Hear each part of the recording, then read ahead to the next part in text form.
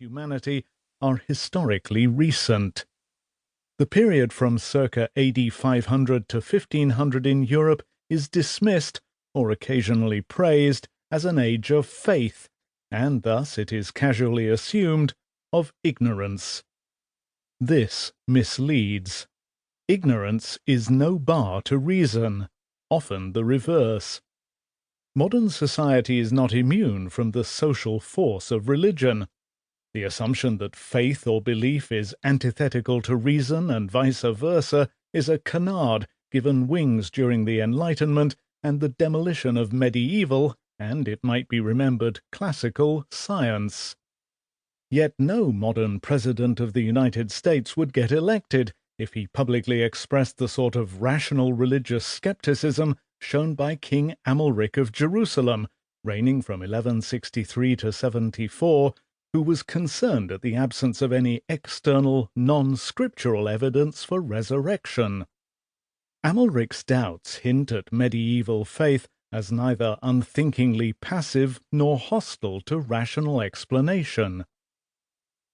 Equally, while his premises and worldview may differ from those of later philosophers, Thomas Aquinas, who died in 1274, was, in his method, just as rational as, say, David Hume, who died in 1776, even, it has recently been argued, when dealing with the problem of miracles. Nobody in the Middle Ages who thought about it imagined the world flat. Intellectuals knew with near accuracy the circumference of the earth. Literal interpretations of Scripture never held a monopoly. Logical and empirical reasoning were characteristic features of the world of the High Middle Ages, as they are of ours.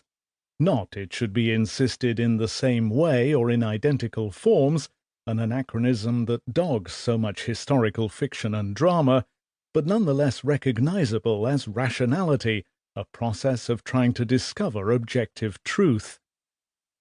The example of Crusade planning provides compelling testimony. Many of the ingredients allegedly typical of later warfare can be found in Crusade leadership, their preparations displaying rigor and conceptual focus to match their successors. Causes for war were identified, and elaborate propaganda employed to persuade public opinion. Diplomacy garnered allies and secured routes of march, supply dumps, markets, and free passage. Campaign strategies were agreed at meetings of commanders, briefed by intelligence sources, manuals of military and legal theory, and maps.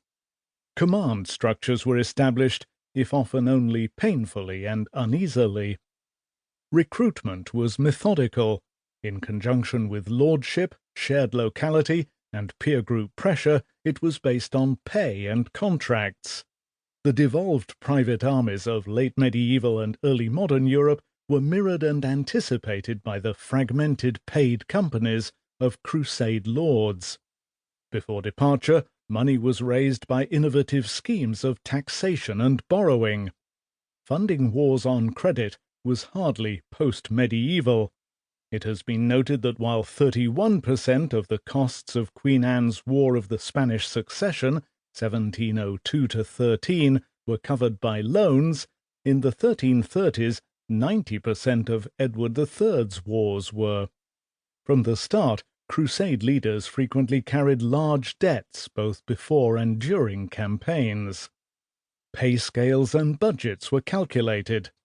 Transport, food supplies, logistics, materiel, even medical provision received careful and expert organization.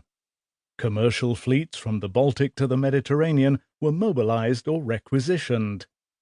Internal markets within armies were created and regulated, if often ineffectually. Technology was employed, especially siege engines. On the Third Crusade, Richard I shipped with him to Palestine a prefabricated wooden castle and large throwing machines to be assembled on site.